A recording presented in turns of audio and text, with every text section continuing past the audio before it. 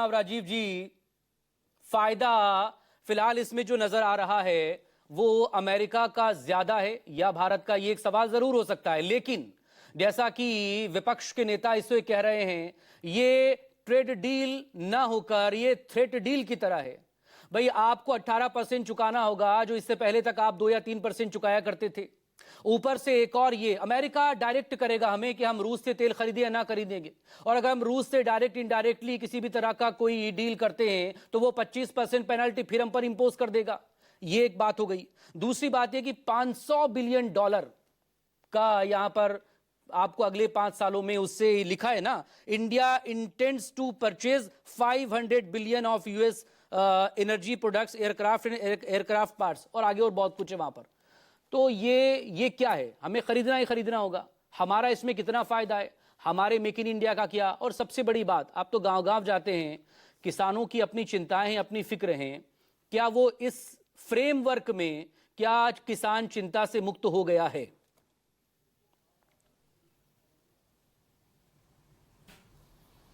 हाँ, सबसे आखिरी सवाल जो आपका मकसूद है वो सबसे इम्पोर्टेंट है कि गांव देहात या ग्रामीण इलाकों में किसानों के दिमाग में जो ये बात है कि भारत अमेरिकी ट्रेड डील के बाद चावल, दाल, आटा, गेहूं, डेयरी प्रोडक्ट्स, पोल्ट्री प्रोडक्ट्स, मुर्गा, चिकन और सब्जियां, तो कुल मिला जुला के इस ट्रेड डील के जो अंतरिम ये जो आया है सामने, इससे ये साफ होता है कि भारत में अमेरिका ये सब कुछ भी नहीं भेज सकेगा। भारत ने इसमें किसी तरह की कोई छूट नहीं दी।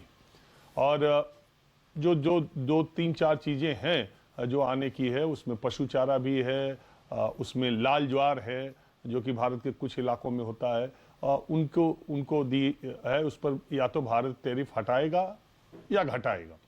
लेकिन एक बड़ा बाजार भारत के एमएसएमई के लोगों के लिए वहाँ खुलेगा, इसमें कहीं कोई दो राय नहीं है। और अगर आप देखें कि इंडो यूएस ट्रेड डील का असर भारत का जो रुपया है वो पिछले 3 सालों में इस वक्त 2-3 दिनों में सबसे ज़्यादा मजबूत हुआ है। तो इसका पॉजिटिव इम्पैक्ट ये है। और दुनिया में जिस तरह के हमने पीछे करीब करीब 29 देशों के साथ जो डील की है, जिसे मदर ऑफ ऑल डील्स कहा जा रहा है, ये जरूर है कि मदर ऑफ ऑल डील्स का प्रेशर ये था अमेरिका पर कि वो भारत से जल्दी एक टैरिफ समझौता करे। वो समझौता हो गया है। 7 फरवरी की रात 12:01 से जो नए टैरिफ है ये लागू कर दिए जाएंगे। और जो हमारे लेदर और गारमेंट्स और ये सब पे जो अभी 25% या 50% तक लगने लगा था अगस्त के बाद, अब वो 18% होगा। एक बड़ा बाजार भारत है, दुनिया का सबसे बड़ा बाजार अमेरिका के लिए। और आज के दौर में ट्रेड डील होना और उसमें एक ऐसी जगह पर पहुंचना, और जब से जो सबसे ज्यादा शंकाएं थी जिस क्षेत्र को लेके, कृषि क्षेत्र को लेके, वो शंकाएं मुझे लगता है कि निर्मूल साबित हुई हैं। ऐसा कहीं कोई डरने की या उन शंकाओं पर जोर देने की कहीं कोई बात नहीं है। अभी तक जो सामने आया है उसमें भारतीय किसानों के हितों को कहीं से कोई नकारात्मक प्रभाव पड़ने की आशंका फिलहाल दिखाई नहीं देती, ऐसा मुझे दिखाई देता है। और इस डील से भारत की अर्थव्यवस्था को एक गति मिलेगी, ऐसा माना जा सकता है। जहां तक आपने रशिया की बात कही, भारत रशिया से तेल नहीं खरीदेगा। अभी कल तक रशिया के मंत्री ये बात कहते रहे थे कि भारत ने ऐसी जानकारी उनको कोई नहीं दी है। भारत की तरफ से तो कुछ नहीं बोला जा रहा है रशिया के मामले में।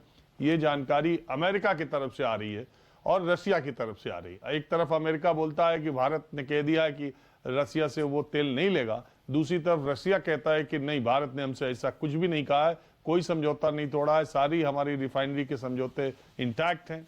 भारत अभी कुछ नहीं बोल रहा है। हमारे देश के सरकार ने अभी ये स्पष्ट नहीं किया कि अमेरिकी दबाव में रशिया से तेल लेना वो बिल्कुल खत्म कर देंगे। तो जब तक रशिया की तरफ से, अपने देश की तरफ से ये बात सामने नहीं आए, तब तक अमेरिकी राष्ट्रपति और उनके मंत्रियों के बयानों पर मुझे लगता है कि विश्वास करना बहुत ठीक नहीं है।